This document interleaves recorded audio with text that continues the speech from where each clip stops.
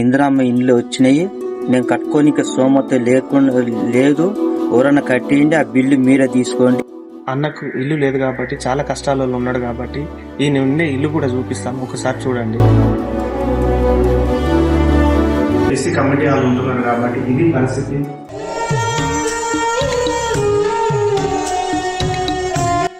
ఎంత పరిస్థితిలో ఉన్నాడు, ఆ గవర్నమెంట్ భవనంలో ఉన్నాడు, అందులోకి తీసేయమంటే ఎక్కడ ఉండాలనో దిక్కు చూస్తున్న పరిస్థితి. కాబట్టి కూడా గ్రామ పెద్దలకు, సాధనా నియోజకవర్గం వీరపల్లి శంకర్ అన్నకు, కాంగ్రెస్ పార్టీకి కార్యకర్తగా ఎన్నో జెండాలు మోసి ఎంతో కష్టపడ్డాడు కాబట్టి కాంగ్రెస్ పార్టీ గెలుపుకు ప్రధాన పాత్ర పోషించిన పాపిరెడ్డిగూడెంల శ్రీనన్న మస్తు కష్టపడ్డాడు.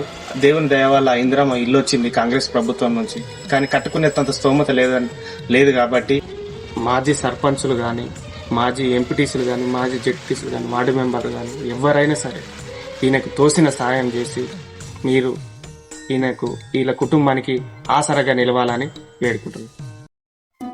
నా వంతు సాయంగా నా ఒక 10 బస్తాల సిమెంట్ ఇద్దామని అనుకుంటున్నా.